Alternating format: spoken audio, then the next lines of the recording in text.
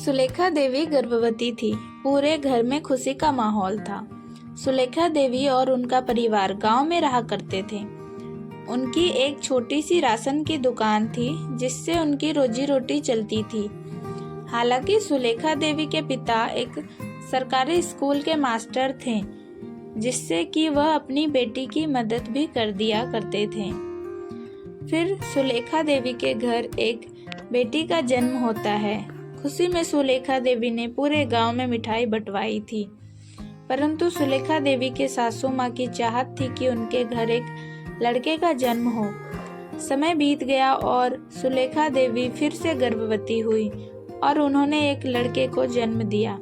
सुलेखा देवी की सासू माँ बहुत खुश हुई और उन्होंने पूरे गांव में भोज करवाई और मिठाइयाँ बांटी। सुलेखा देवी की बेटी, जो कि अब 9 साल की हो चुकी थी, उसका नाम गुंजन रखा गया था। वह अपने भाई से बहुत प्यार करती थी और उसका बहुत ख्याल रखती थी। सुलेखा देवी के लड़के का नाम निखिल था, जो कि घर में सबका ही लाडला प्यारा था। उसे बहुत ही लाड़ प्यार से रखा जाता था। निखिल के दादाजी बचपन में ही गुजर गए थे, जो उन्हें सबसे ज्यादा प्यार करते थे। देखते ही देखते दोनों बच्चे बड़े हो गए। सुलेखा देवी के पति ने अपनी बेटी के लिए पति ढूंढना शुरू कर दिया था। गुंजन के पिता ने सुयोग्य वर देखकर उसका ब्याह कर दिया। निखिल भी अपनी पढ़ाई में ध्यान लगाने लगा। निखिल बहुत ही चंचल मन का लड़का था। सांवला रंग, मासूम सा चेहरा और नसीली आंखें, बातों में मिश्री जैसी मिठास कि किसी का भी मन मोह लेती। मध्यम कद काठी, मासूम हंसमुख स्वभाव, बातें इस तरीके से करता कि उसकी बातें सुनकर लोग ना चाहते हुए भी हंस पड़ते थे। वह अपने करियर पर फोकस करता क्योंकि वह पापा का इकलौता लड़का था।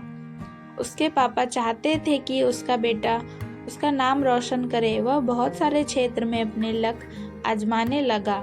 सरकारी नौकरी के लिए दिन रात एक करके पढ़ाई करने लगा था। फिर एक दिन उसके कॉलेज में एक लड़की से उससे दोस्ती हो जाती है और यह दोस्ती धीरे धीरे प्यार में बदल जाती है।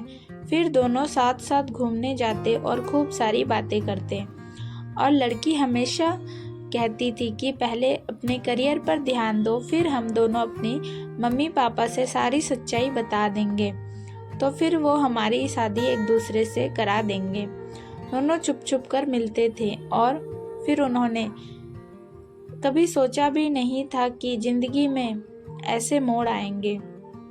निखिल के पिता ने उसकी शादी कहीं और फाइनल कर दी थी। लड़के ने कभी ऐसा सोचा नहीं था कि पर परिस्थितियां कुछ ऐसी थी कि निखिल को अपने पिता की बात माननी पड़ी और ना चाहते हुए भी उसे पिता के देखे हुए लड़की से ही शादी करनी पड़ी। अपने मन की बात उसे मन में ही रखनी पड़ी। उसने अपनी प्रेमिका को यह सारी बातें बताई तो उसे बहुत दुख हुआ। वह बहुत रोई। उसने बहुत समझाया कि पापा से मना कर दो इस शादी के लिए, पर निखिल के पिता वचनबद्ध थे। इसलिए निखिल अपने पिता के सामने कुछ भी नहीं कह पाया, क्योंकि उसे पता था कि पिता के मान सम्मान की रक्षा करना एक बेटे का कर्तव्य और फर्ज दोनों होता है। आगे की कहानी नेक्स्ट पार्ट में। अगर आपको कहानी पसंद आई हो तो सब्सक्राइब करें, लाइक करें। Thanks for watching. Always stay safe.